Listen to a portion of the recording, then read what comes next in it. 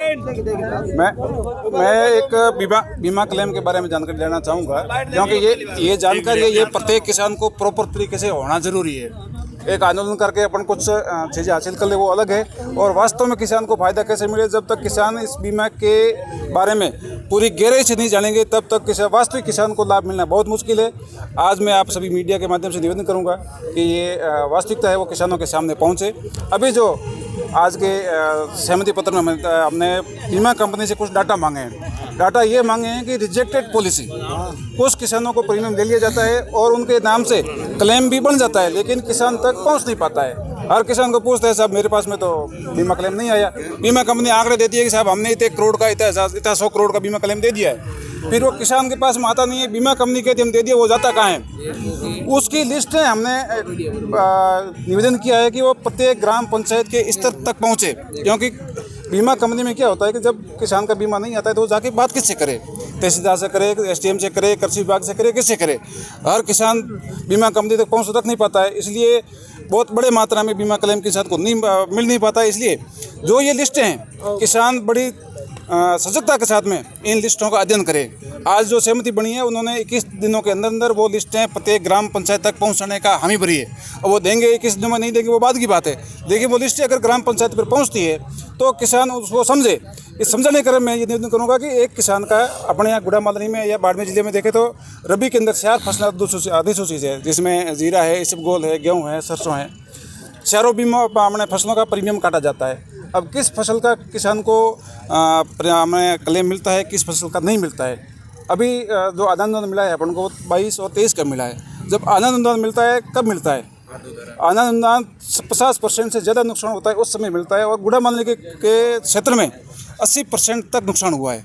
अब सरकार 2 तरीकों में मान रही है कि एक फसल में नुकसान हुआ नहीं है, एक तरफ कह रही है कि आपको अनुदान दिया जा रहा है क्योंकि आपका 70% 80% नुकसान हुआ है। अब सरकार के 2 आंकड़े, एक में है एक में नहीं है, तो कौन सा माने? ये बहुत महत्वपूर्ण है, ये हर किसान तक पहुंचना होगा। एक तो होता है गिरदावरी के आधार पर नुकसान, एक होता है क्रॉप कटिंग में। फसल बीमा मिलता है वो क्रॉप कटिंग के आधार पर मिलता है। क्रॉप कटिंग में 4 अधिसूचित फसलें हैं, जिसमें से एक फसल में क्रॉप कटिंग नुकसान बता दिया, तीनों में नहीं बताया।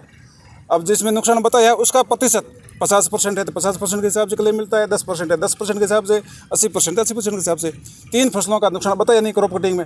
यही खेल है वो बीमा कंपनियां खेलती है, और वो खेल निकालने के लिए हमने ये डाटा मांगे हैं। तो ये डाटा बाहर आई, आप मीडिया के लोग भी बीमा कंपनियों को पूछे, कलेक्टर साहब को पूछे, यहाँ के जनप्रतिनिधि उनको भी पूछे, ये डाटा आखिर किसान को दिया क्यों नहीं जा रहा है?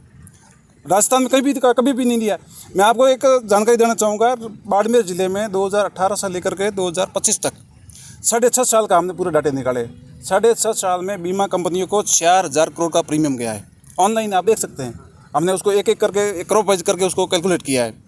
अब 4000 करोड़ का प्रीमियम गया है, मतलब किसानों ने, और किसानों के बदले राजस्थान सरकार ने और केंद्र सरकार ने 4000 करोड़ का हमने प्रीमियम दिया है। उसकी एवज में अपने बाड़मेर जिले के किसानों को इन 6.5 सालों में मात्र 16 करोड़ रुपये का क्लेम मिला है। अब देख लो, प्रीमियम के आधा भी नहीं मिला है। और ये आंकड़ा देश में सबसे ज़्यादा क्लेम मिलने का बाड़मेर में है।